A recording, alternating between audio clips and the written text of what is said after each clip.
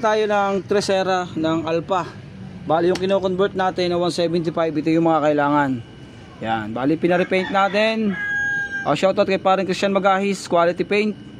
Tapos sa mga nagtatanong po, kailangan natin ng mga pang-convert na 175. Pangunahin po natin dyan ay crankshaft ng 175, isang buo na. Kasi mas mataas ang stroke ng 175. Ang 125, 150, same lang sila ng sigunyal. Ang pinagkaiba niya lang ay yung lapad o yung nipis ng connecting rod, pero isa lang haba. Pares lang ang bearing nun. Ang 175 po kakaiba, mas mataas ang pin stroke. Ang need natin dyan, timing gear. Tapos, syempre kaya nagkaroon ng third gear.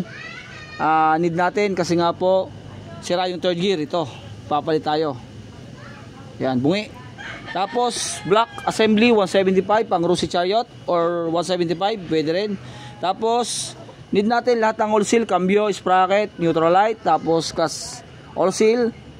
Ayan, kung anong gasket na nakikita nyo. Tapos o-ring ng follower. Yan, original. Tapos head assembly, need natin. Tapos yung bulb. Tapos yung kanyang valve intake, valve exhaust. Need natin ang valve seal. Tapos syempre, need natin yung bayad. Hindi, joke lang mga idol. Yan na, mga kailangan natin. Dito tayo. Bubuhin natin, palitan natin ng Tresera. Pakita ko sa inyo yung pagpapalit ng Tresera. Kailangan ng circlip. Yan. Ganyan lang ang paghawak ng circlip para po bigay na bigay agad ang pagkakalas. Tapos utay-utay nyo itataas ang gear. Yun. You know? Napakasimple. Oh, yun. Yan. Hirapan kasi yung helper ko magtanggal. Ayan o. Tresera. Tapos po, ito yung Tresera natin. Skygo 20. Yan, ganyan lang. Lagay natin ang ating spline washer. Lagay natin to. Ganun ulit.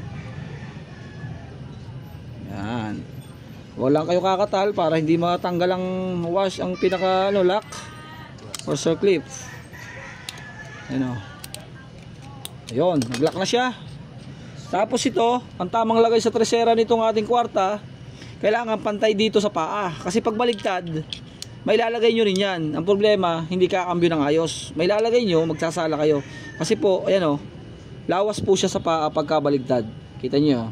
Kaya kailangan, ang tamang lagay niya sa Tresera at kwarta, magkatapat lagi ang paa. Yun po yung tamang lagay niya. Yan o. Pantay siya.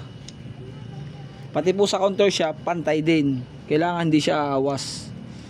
Yun. Nalagay uli natin to.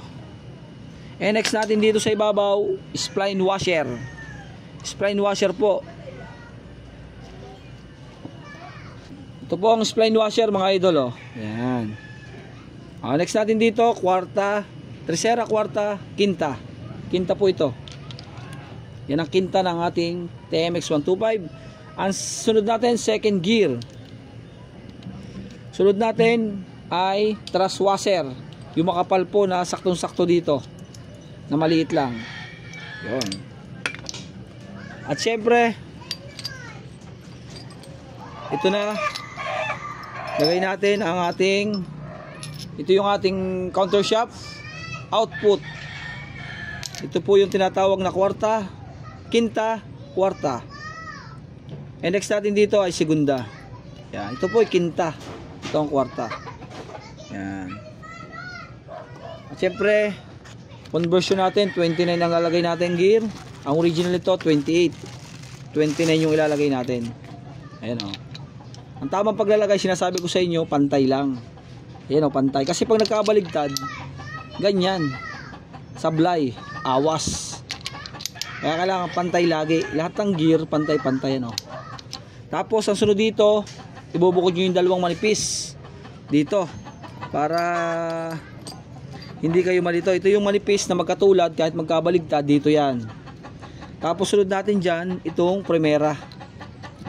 May bushing din siya, na saktong-sakto. And next natin, thrust washer. Yan yung manipis din. And next, itong ating starter gear. Yun. Tapos washer. Yan yung pinakamakapal sa ilalim. Tapos, ito naman makapal, na sakto din. Thrust washer sa ibabaw ng segunda. O yan na. Buo na siya at kailangan natin dito ay ito. Yan. Yun. Tapos bibili tayo ng steel bushing ng macho para mas matibay. Kasi po itong kanya bronze, nakalog na. Patitibayin natin, yun, kalog na siya. Kaya kukuha natin ng pang macho. O ito guys, yung sinasabi ko sa inyo na steel bushing ng macho. Ito, napakatibay niya, no. Hindi kagaya nung isa na pang Rusi, tanso. Tanso po yun. Kaya nasisira. Ayan. Ito, hindi siya tanso. Talagang steel siya. Mas matibay siya, oh. Ayan. Diba? Ganyan ang paglalagay, oh.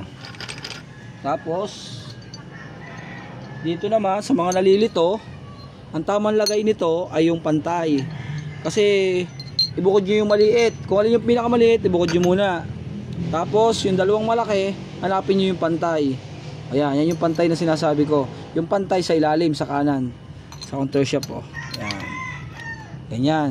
Tapos yung ating pinaka maliit sa gitna. Ayan, ganyan. Kasi hindi naman papasok pag baligtad. Ayan. Ayan. Tapos pagka ayaw tumama, ikot-ikot nyo lang to ng konti. Ayan, o. Tapos yung pinaka bangkong sa taas. Ayan. Ganun lang. O, ikot nyo lang, o. Pagka ayaw tumama. And next natin, yung pin. Ayan. Ganyan lang. Yung neutral natin mga idol, para bigay na bigay siya.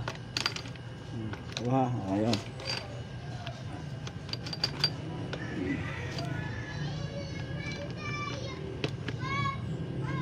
Yun. Ayan na yung neutral. Pag hinawakan nyo yan, magpe-pray wheel yan. Pray wheel. Pray wheeling siya. Diba? Pray wheeling siya. Ayan. Play wheeling na. Alright. Ganun lang mga idol. Tapos sigunyal ng 175R Skygo or Rusi Macho, pwede. Rusi Chariot.